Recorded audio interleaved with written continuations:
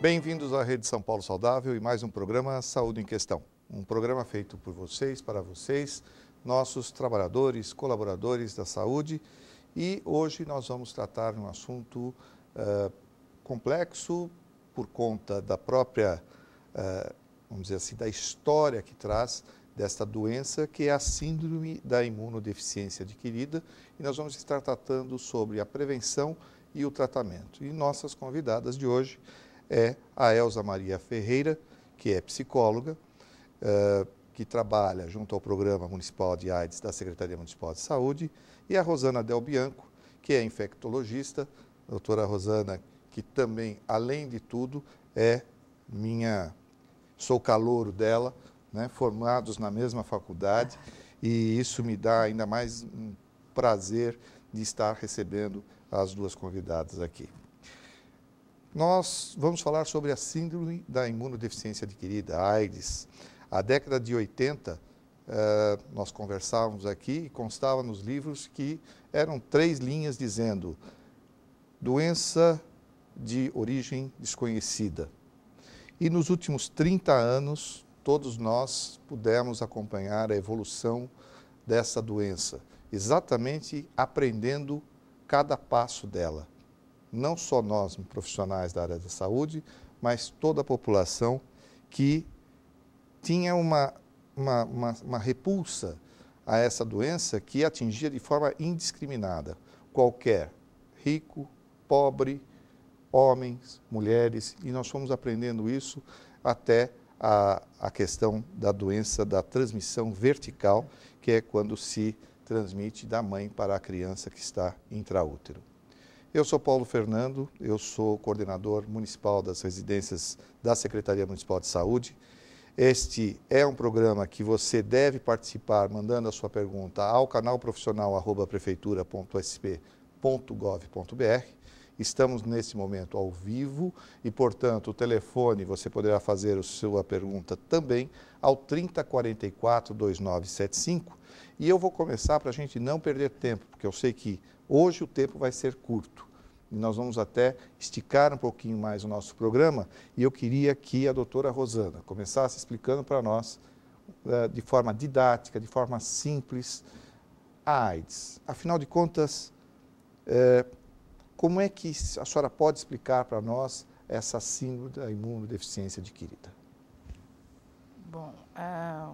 Bom dia, né?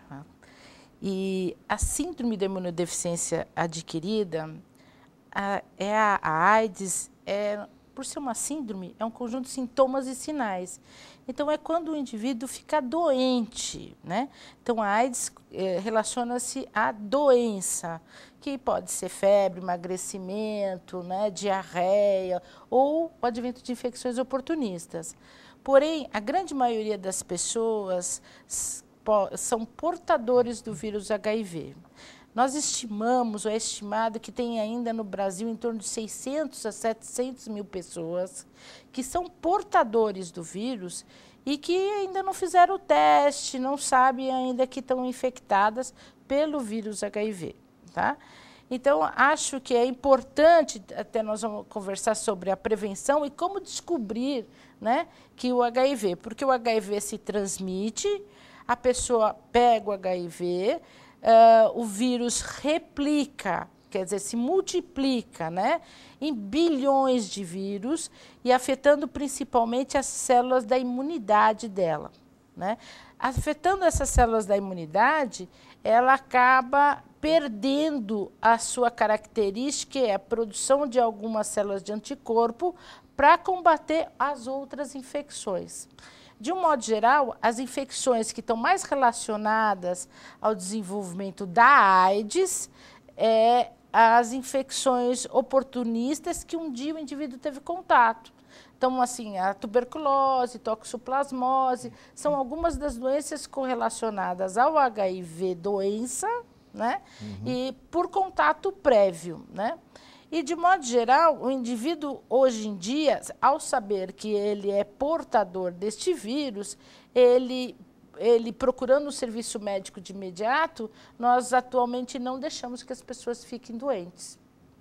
Então, essa é uma grande importância, a diferença exatamente sobre a pessoa que é portadora do vírus pode não ter a doença em si, não é isso? Isso mesmo. O que a gente costuma dizer, e fazendo um paralelo com o HPV, nós sabemos que o HPV na mulher pode estar presente em mais de 60% das mulheres estão contaminadas, mas sem ter a doença. Então, esta visão precisa ser bem clara. Quando o vírus da AIDS, ele entra no organismo, ele se replica, de imediato ele não vai causar nenhum mal para essa pessoa. De imediato, em torno de 30% podem ter uma síndrome gripal, que é chamado de síndrome retroviral aguda. Antigamente era chamado de mononucleose-like. Certo. Tá? Porque o quadro é idêntico a uma mononucleose. Ele pode ter um exantema, febre, emagrecimento, uma meningite viral, diarreia. Mas desaparece... Ele desaparece em torno de 7 a 15 dias, tá? Como uma virose um pouco mais grave, né? E passa despercebido. A partir daí, neste é o período que a gente chama da fase aguda, ou ele passou por uma tal de janela imunológica, que é o período em que você, fazendo o teste de imediato, o teste de anticorpo HIV, que é o ELISA, ou o teste comum, ele pode ser negativo neste momento. Então, o indivíduo está fazendo a infecção aguda, né? E não tem o teste positivo nesse período completamente despercebido. Como ele é uma virose, então as pessoas passam, tive uma gripe forte, me deixou... Então, tem correlação epidemiológica de ter entrado em contato com o vírus HIV previamente. Entendi. Tá? A partir daí, ele entra num ciclo, que é um ciclo de assintomático. Porém, o vírus fica replicando nesse indivíduo. Esse período vai de 4 a 8 anos. Então, o indivíduo vai replicando o vírus, pode transmitir para outras pessoas, porém, ele está completamente assintomático, sem sintomas. A partir daí, ele só vai procurar o médico quando fica doente. Aí emagreceu abruptamente, teve alguma infecção oportunista, aí caracterizou a doença AIDS. Por isso que a gente tem que prestar bastante atenção com relação... É uma doença traiçoeira, né?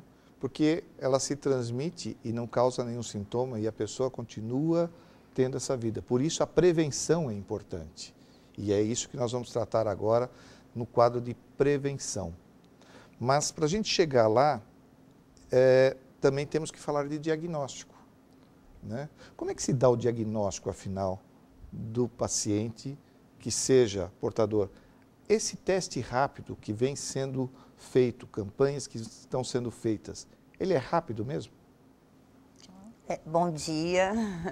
Bom dia a todos. É muito bom a gente poder conversar um pouquinho com os colegas, né, da saúde, trocar também, né? O teste rápido de HIV, ele é um teste confiável, ele é um teste realmente rápido, em torno mais ou menos de 20 minutos. A pessoa tem o resultado de 15 a 20 minutos, né? E como a doutora Rosana estava dizendo, né, a importância, a gente tem um número muito grande no Brasil de pessoas que estão infectadas e que não se sabem, né? Não se sabe. Então, é importante que a pessoa faça um teste de HIV, né? Porque quanto mais cedo ela tiver a possibilidade de ficar sabendo que ela é portadora do vírus da AIDS, mais possibilidades ela vai ter de se cuidar, como a Rosana também disse, né? Mas, Elza, deixa eu te fazer tem alguém que precisa fazer ou todo mundo deve fazer? Todo mundo que passou por alguma situação de risco, né? Porque hoje em dia a gente não tem mais aqueles chamados, né? Grupos de risco, né? Não são só os homossexuais, não são só os profissionais do sexo, né?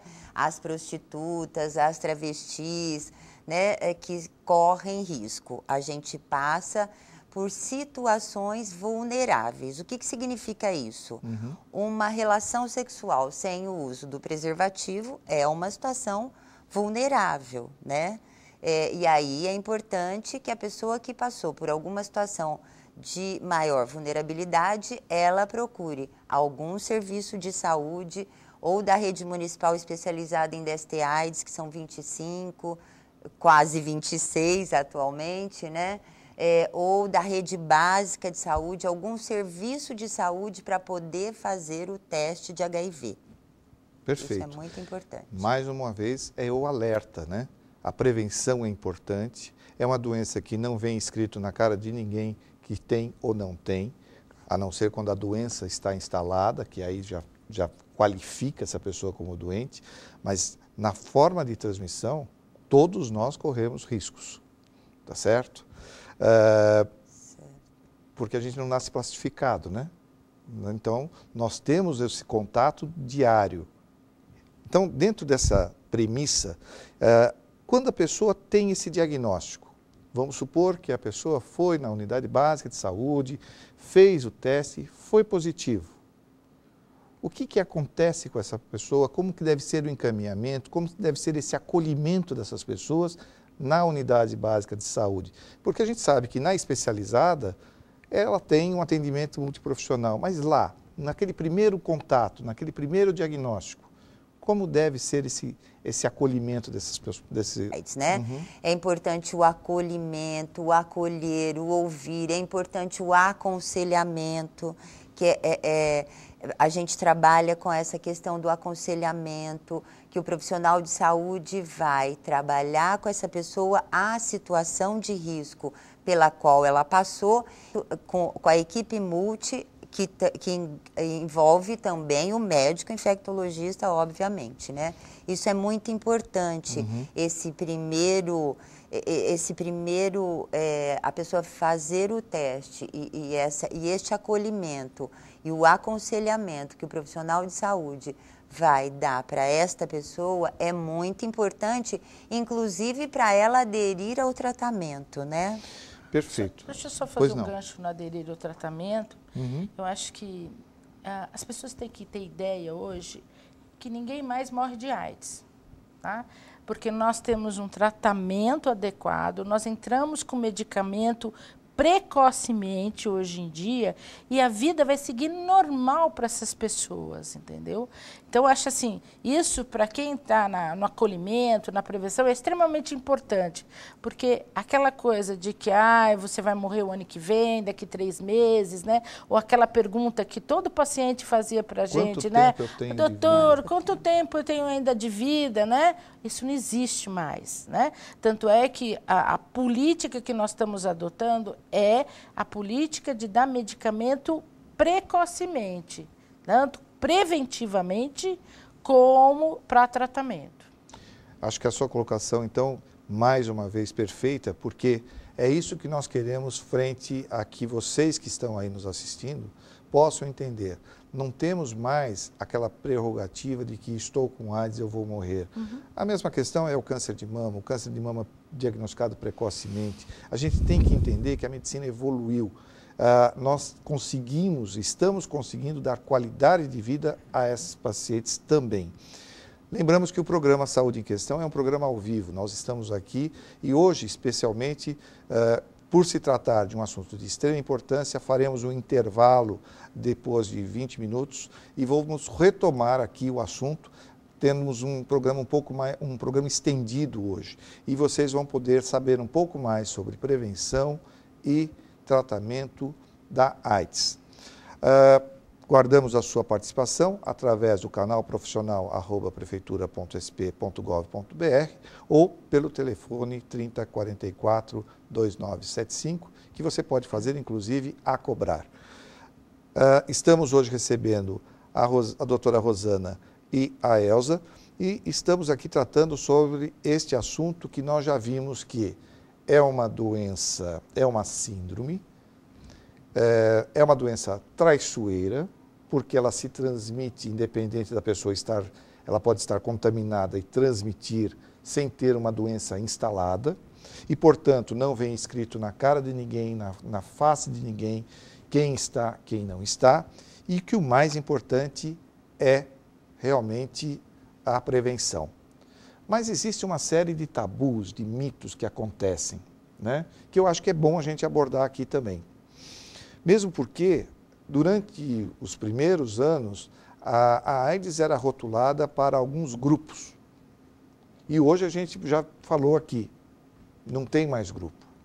Todos nós estamos vulneráveis a algum momento travar e tropeçar no vírus da AIDS. O sexo oral é melhor, é pior para a transmissão sexual do vírus? Ou o sexo anal continua sendo o mais grave? Como é que está isso? E vou além, é só através do sexo que se pega a AIDS? É importante a gente lembrar que assim, o vírus HIV, a gente corre risco de pegar através das relações sexuais, né? Claro que existe um grau de vulnerabilidade maior em relação às relações sexuais. O sexo anal é uma relação mais arriscada, seguida do sexo vaginal, só que o sexo oral também é uma via de contaminação. Por isso é importante a gente também se prevenir em relação a sexo oral. Porém, não é só, são relações sexuais sem proteção e também sangue contaminado. A gente teve no início da epidemia, né, os homossexuais e os usuários de drogas injetáveis se contaminando com o vírus HIV no uso de droga injetável, não por conta da droga, mas por conta do compartilhamento das seringas, né? Hoje a gente não tem um número tão grande, né? Muito menor de usuários de drogas injetáveis, porque, enfim, migraram para outras drogas. Então, mas tem o contato sanguíneo, que é uma via de contaminação, né? E acho que aí a doutora Rosana pode falar da questão da transmissão vertical, né, do HIV, da importância das gestantes, né, fazerem pré-natal, que eu acho que e o segmento e o teste rápido na maternidade, enfim, acho que é bom a gente lembrar dessa questão da transmissão vertical. Você quer aproveitar, Rosana, para falar um pouquinho sobre isso? Eu gostaria também de enfatizar que as DSTs é o grande perigo da AIDS, porque a AIDS ela acaba sendo uma DST. Então, hoje em dia, nós estamos vivendo uma epidemia de sífilis, né? E com um monte de crianças nascendo com sífilis congênita. E não esquecer que as doenças venéreas, de um modo geral, é a porta de entrada para o vírus. Tá? É a porta de entrada para o vírus. Então, não esquecer que as hepatites também é uma doença sexualmente transmissível, né? E os indivíduos devem procurar saber do seu estado sorológico, principalmente para sífilis e para hepatite, porque hepatite P nós temos inclusive vacina, né? Então, acho que essas doenças não podem jamais ser esquecidas porque elas compartilham com o HIV. Na questão da transmissão vertical, nós temos a facilidade de que as mulheres se acompanham nas maternidades, né? E, de um modo geral, todas devem fazer o teste de AIDS, tá? E sífilis, tá? Vamos esquecer da sífilis. Tá? Se possível, antes mesmo de que façam o teste de gravidez, né? Exatamente. Se assim, fosse possível... Elas têm o direito de fazer um acompanhamento de carga viral, quer dizer, a carga viral é um exame em que a gente mede a quantidade de vírus que está circulando, não só na gestante, mas qualquer portador do vírus HIV. Porém, esta quantidade de vírus circulante é extremamente importante na gestante, porque é o poder de transmissão que tem da mãe para passar para o bebê. Quanto maior a carga viral, e neste momento, nós podemos fazer também, para todas as gestantes, um teste de genotipagem. Tá?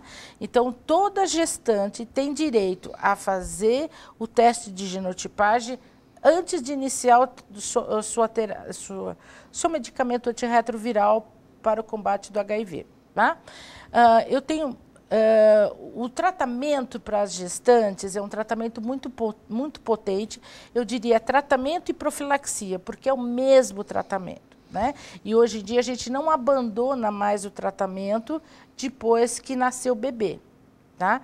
Então, as gestantes continuam a fazer o teste, apesar de que a gente faz todo aquele protocolo, né? Vai tomar o AZT no parto, o bebê vai tomar AZT e nevirapina depois que nascer, né? Mas nós vamos abordar o tratamento daqui a pouquinho. Agora, para vocês, é o seguinte, nós vamos voltar dentro de 5 minutos, vamos fazer um intervalo e aí nós vamos retomar esse assunto, porque também é importante, mesmo porque nós vamos tratar se nós vamos poder manter a amamentação ou não, e essa é a próxima pergunta que eu vou fazer para você.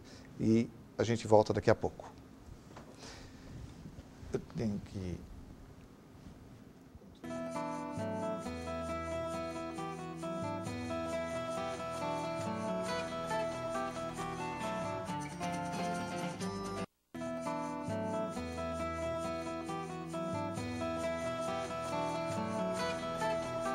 É fininho como você...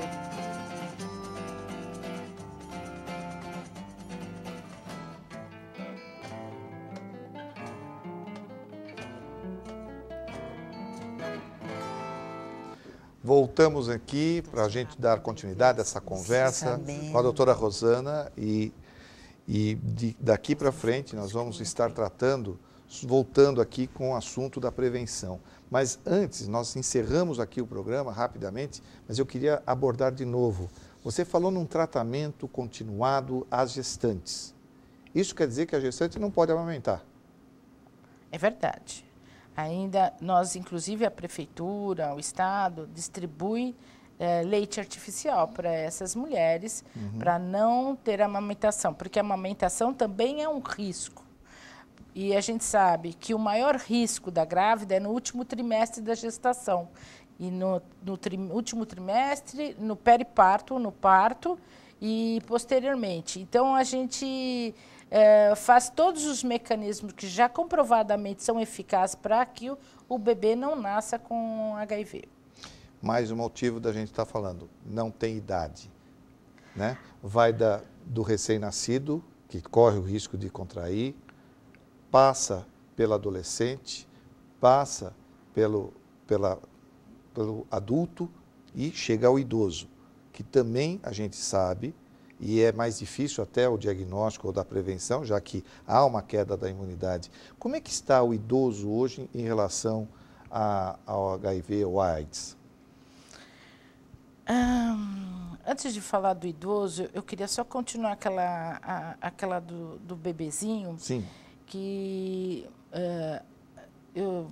a infecção do HIV no bebezinho não se caracteriza só do recém-nascido de ter o teste anticorpo HIV positivo. Porque esse teste anticorpo HIV positivo vem da mãe. Então, não necessariamente ele tem a doença ou ele está infectado ou ser portador do vírus HIV. Perfeito. Tá?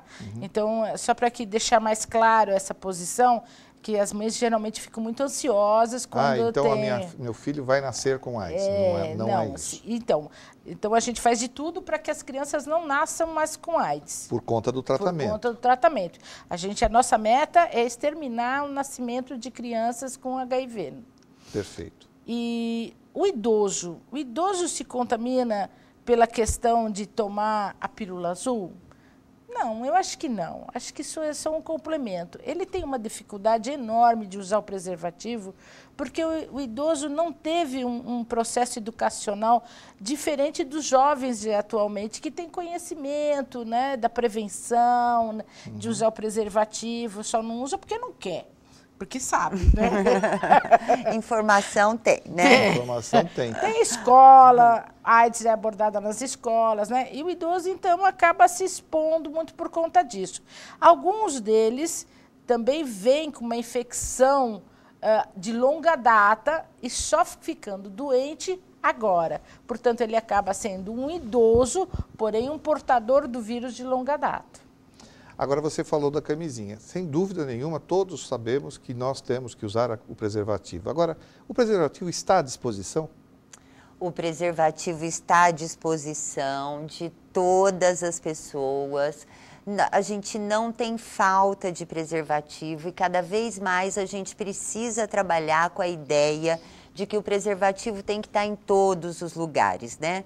Há muito tempo, as pessoas que trabalham com saúde sexual e reprodutiva sempre diziam assim, se eu tenho um filho adolescente, eu vou fazer a compra do supermercado, eu vou comprar também preservativo. A gente, no serviço público de saúde, a gente tem preservativo masculino, preservativo feminino. As unidades básicas de saúde, é bom você ter falado disso, porque assim, as unidades básicas de saúde, né, algumas têm display de preservativo masculino. A nossa meta é trabalhar para que todas as unidades básicas de saúde tenham um display, que é uma forma da pessoa chegar e pegar o preservativo, né? Ter acesso mais fácil. As unidades básicas de saúde têm uma possibilidade de estar aumentando o seu quantitativo de preservativos pelo GSS, através das supervisões técnicas de saúde. Existe essa possibilidade, não precisa, não é complicado o sistema, né? Os profissionais sabem do que a gente está dizendo. Temos que disponibilizar. Exatamente. Temos que colocar na praça. E mais, Paulo, temos que disponibilizar sem barreiras de acesso, Perfeito. né? Que são as barreiras de acesso? Muitas vezes o preservativo ficar na farmácia da unidade de saúde é pouco eficaz, porque a farmácia é um local onde as pessoas vão pegar os medicamentos, né? Então, por que não deixar, se não tem um display, é possível ser deixado numa cestinha, numa caixinha, na recepção, na sala do médico, da enfermagem, em todas as salas, e ter aquela possibilidade de estar repondo esses preservativos, né? Mas as pessoas, elas têm preservativos disponíveis. Agora, né? O preservativo é feito de um material que às vezes produz alergia. Está chegando um questionamento para nós com relação a isso. E se a pessoa tem alergia ao látex da camisinha? Existe alguma opção para isso? Olha, é uma porcentagem muito pequena de pessoas que são alérgicas ao látex, né? Mas, enfim, existe mais aquele mito de que camisinha é chupar bala com papel, ainda existe, a gente ouve isso, né? Há muitos anos e continua ainda ouvindo isso, né? Mas, enfim, nós temos o preservativo feminino. O preservativo feminino é um preservativo seguro, é um preservativo feito de um outro material, que é o poliuretano. Ele é muito lubrificado, né? As pessoas também têm acesso ao preservativo feminino. O preservativo feminino precisa haver, acho que, um incentivo de nós, os profissionais de saúde.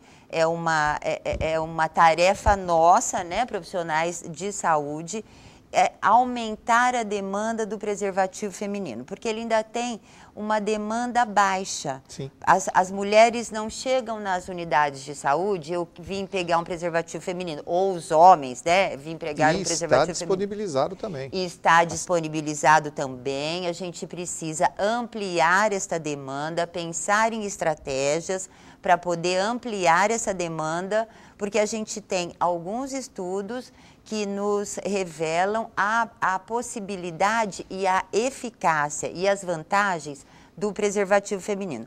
Só mais uma coisinha que eu gostaria de lembrar é assim, quando o preservativo é para ser usado um preservativo só, né? Não é para usar o masculino e o feminino.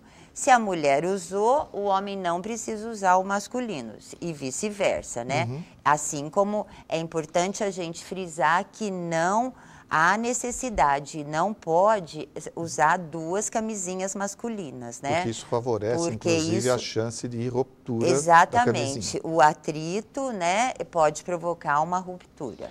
Uma pergunta agora. Vamos supor que a pessoa usa a camisinha, mas a gente sabe, porque a camisinha estourou.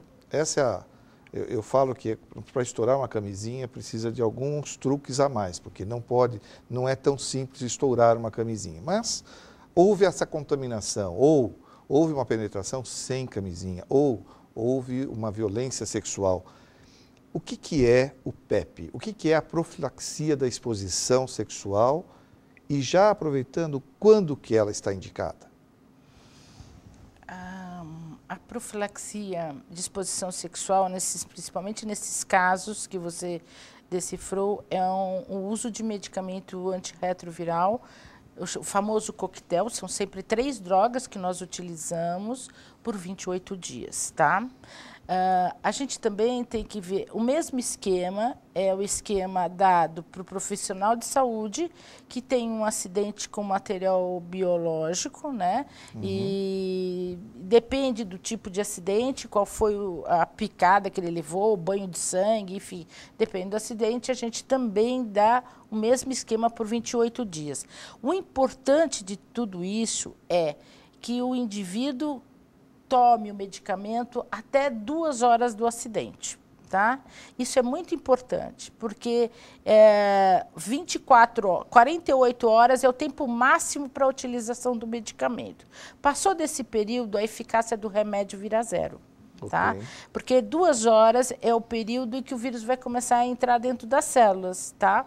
Então, assim, quanto mais precoce ele começar a tomar o remédio, seja ele que teve contato com relação sexual ou com a picada, etc., é melhor para diminuir a transmissibilidade. Agora, uma coisa que hoje em dia está em voga é que existem trabalhos de profilaxia para indivíduos sorodivergentes de utilização do tratamento antirretroviral para o indivíduo positivo. Então, isso significa que o indivíduo que é, por exemplo, um homem que é casado com uma mulher e a mulher é negativa e o homem é positivo, este indivíduo vai começar a fazer o tratamento, isso significa que nunca mais vai parar, tá? Tomando remédio independente do contágio do seu CD4, que é a célula que a gente monitoriza para introdução de tratamento, tá? Então, esta é uma condição sine qua non. Hoje em dia, também está na voga as profilaxias para indivíduos que querem o abandono do preservativo. Tá? A gente estimula muito o uso do preservativo, não só pela condição do HIV, mas a gente sabe que todas as DSTs são transmissíveis pela via sexual. Né? A gente sabe da sífilis, sabe da hepatite, sabe do HPV, sabe da gonorreia, né? Então, todo mundo sabe disso, porém, essa profilaxia. Porém, se os parceiros, seja eles os homossexuais ou um casal heterossexual, decidir que vão abandonar o uso do preservativo, ele tem que procurar um serviço de saúde, conversar com o seu médico, porque há a possibilidade de abandono desde que o indivíduo esteja com a carga viral indetectável. Então, o indivíduo tem que estar com o vírus 0 na circulação sanguínea para diminuir a transmissibilidade para o companheiro em questão. Tá? Então, isso é muito importante. Eu vou aproveitar e fazer uma pergunta em cima disso. Tá certo? Uma vez feito o meu teste rápido, ele foi positivo. A partir desse momento, eu faço o quê? Eu sou encaminhado já, mas eu tenho que fazer um outro exame? Ou eu já faço um CD4? Eu acho que eu me fiz entender. Eu faço apenas o teste rápido, esse é um diagnóstico positivo, tá certo? Eu já vou direto ao CD4 ou eu tenho um teste a mais para comprovar ou para medir? Se ele foi numa OBS e ele fez um teste rápido positivo, ele vai ser encaminhado para uma unidade especializada em HIV e esse teste será confirmado. Tá? E através de que exame? Ele poderá fazer um teste de ELISA, ou até um teste confirmatório pelo teste rápido. Tá? Existem 2 testes também confirmatórios disso, tanto é que qualquer laboratório é proibido pelo Ministério soltar um diagnóstico positivo se não tiver 2 testes. Isso, perfeito. Tá? São testes que dosam um anticorpo, né? Então significa que ele teve contato, mas veja bem, lembra que eu contei que na janela imunológica, no período da infecção aguda, esse período é negativo. Então, se o indivíduo tem um anticorpo, ele já passou dessa fase, ok? A partir daí, ele vai entrar num acompanhamento que é multiprofissional nas unidades de saúde, né? E aí ele vai fazer, o primeiro teste é a contagem dos linfócitos CD4. A contagem de linfócitos CD4, lembra que eu falei que as células são infectadas e são infectadas primordialmente pelo linfócito. Claro que eu tenho linfócito, eu tenho monócito, que são células, até células da glia, que são do sistema nervoso central. Então, elas são altamente transmissíveis e voláteis com o vírus, né? Então, eu faço primeiro um CD4, que é o monitor da introdução da medicação sim ou não. Tá? Hoje em dia, o Brasil adotou o padrão de que indivíduos que tenham CD4 ao redor de 500, e significa a grande maioria deles vai tomar remédio.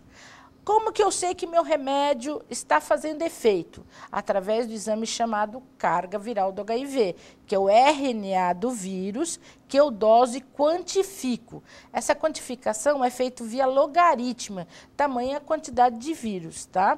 Porque na entrada do vírus são bilhões de vírus, então é logaritmo de 10 que a gente conduz. E aí o que acontece? Quando eu começo a dar o remédio, a quantidade de vírus vai morrendo, exceto os vírus que estão nos reservatórios fechados, tipo gânglio, sistema nervoso. Então, mas imediatamente na via sanguínea, esse vírus diminui até zerar. Então, vem o resultado com a carga viral indetectável. Quando eu vejo esse resultado, significa que o meu paciente está tomando remédio, né? Está sendo altamente eficaz o tratamento que eu estou dando para ele. Tá? Consequentemente, se eu matei o vírus, o que acontece com a célula CD4? Ela sobe, tá? Porque eu matei o vírus e o vírus entra dentro da célula CD4, a célula CD4 explode e multiplica e joga na circulação outra vez bilhões de vírus. Tá? Então, eu estou mostrando para vocês que esse é o panorama. Quando o indivíduo tem adesão, que é extremamente importante, a duração do esquema terapêutico é muito longo. Eu acho que é importante a gente lembrar disso tudo, né? Mais uma vez, a importância do diagnóstico precoce para o HIV, né? Nós temos o teste rápido de HIV, que é um teste diagnóstico. Sim. Ele é realizado em todos os serviços da rede municipal especializada em DST/AIDS e em algumas unidades básicas de saúde. A meta é que a gente tenha o teste rápido de HIV em todas as unidades básicas de saúde, em todos os serviços de saúde, né? Nas maternidades e nos CAPs álcool e drogas, né? Por quê? Porque é um teste realizado por um profissional de saúde de nível superior que passou por um treinamento do Ministério da Saúde, né? E que aí ele está fazendo um laudo e um laudo diagnóstico. Isso pode ser feito por várias categorias de profissionais de nível superior que passaram por este treinamento. Então, ele está disponível. Para acontecer todo esse processo, né, que na verdade que a Rosana está falando e que culmina na adesão e na carga viral indetectável e no deixar de usar o preservativo, é muito importante que a gente tenha um diagnóstico precoce, que este paciente entre logo num serviço especializado, porque ele vai ser... Quanto mais cedo ele faz o diagnóstico precoce, né? Quanto mais cedo ele entra num serviço especializado, ele vai começar a fazer, como ela já falou, um acompanhamento. Ele vai ter adesão, né, ao tratamento, isso é muito importante, e ele vai conseguir ficar com uma carga viral indetectável. Né? Então, assim, a gente pode dizer, nós abordamos aqui bastante coisa. Né? Nós começamos definindo a síndrome da imunodeficiência adquirida, definindo a doença AIDS, passamos pelo diagnóstico, chegamos à prevenção, falamos sobre a prevenção, da importância de se fazer o teste rápido de uma forma também, já que todos estão sujeitos, devem procurar fazer o teste rápido. Acho que é importante passar essa mensagem.